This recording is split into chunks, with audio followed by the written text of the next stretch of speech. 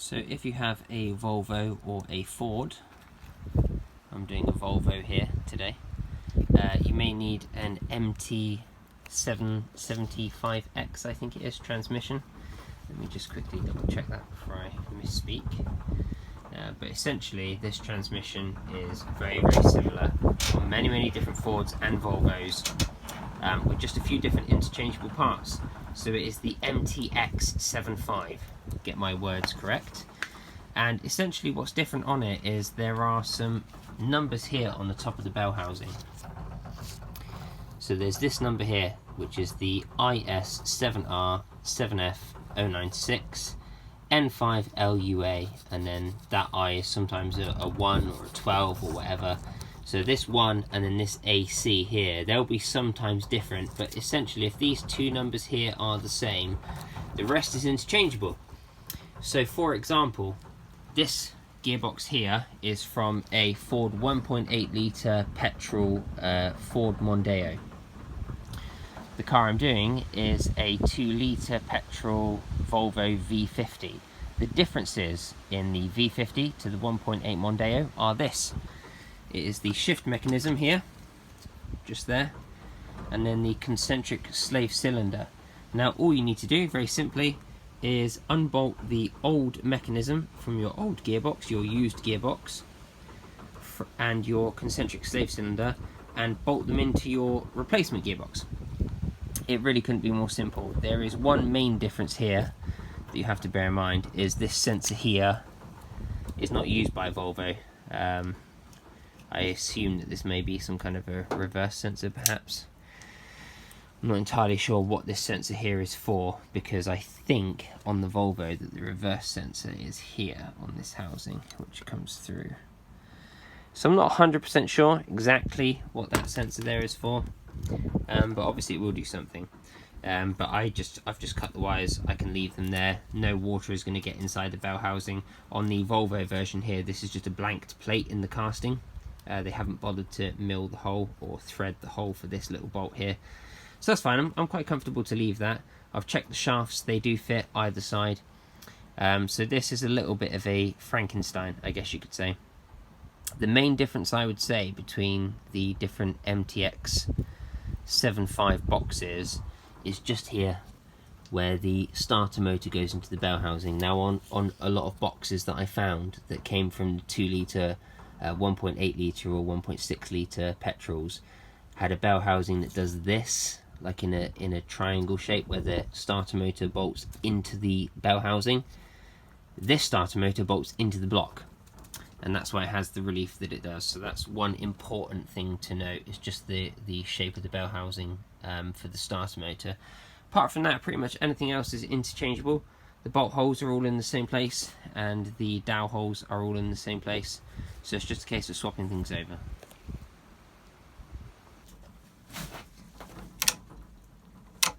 So you can see here, this is the shift mechanism in use. So this is your first, second gear, third, and fourth gear, and then fifth gear, and then you have your reverse gear, which is down and to the left there, which I can't quite get in the vice.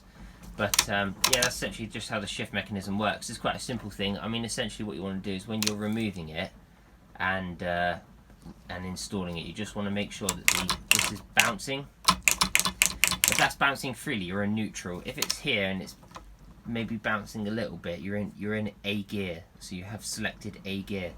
So you just want to make sure that you are in neutral when you select. So that's quite a simple process. I think one of my biggest tips would be when replacing parts on these or swapping things between gearboxes is just to watch that.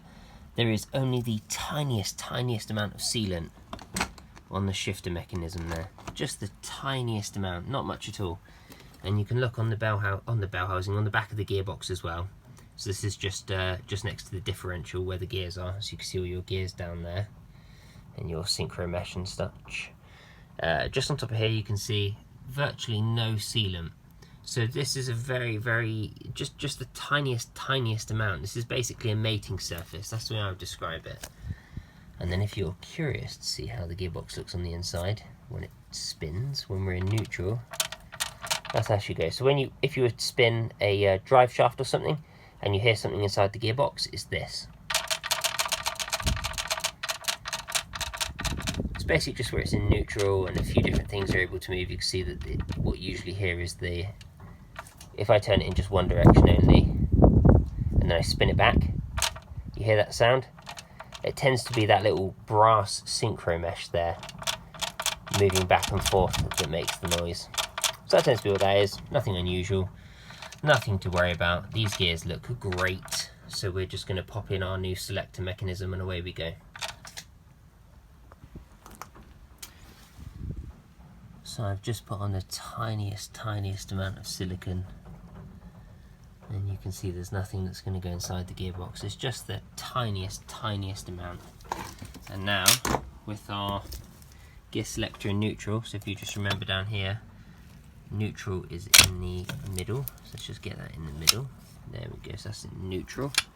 Now we can drop our gear selector on there. There is a locating dowel just here. Just line that up. Done. Hear it just click in. You will be able to locate the gears. I will demonstrate, although what I would probably recommend, I'm just doing this for demonstration purposes, what I would recommend is just getting in all of the bolts first, and you will find that there is one bolt here. Leave that one till last, so get the other ones here just finger tight, then move the selector over to get to that bolt there at the back. Very easy.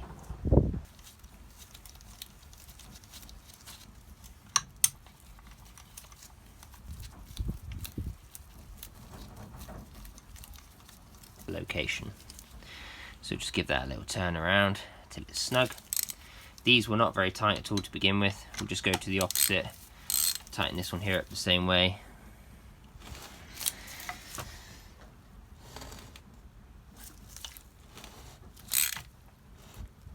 There we go.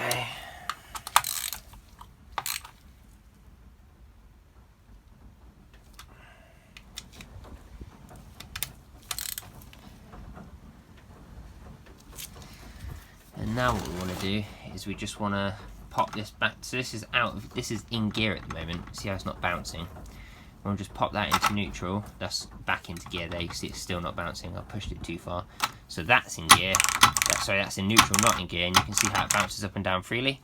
That gives us access to our last bolt here, which we just tighten down.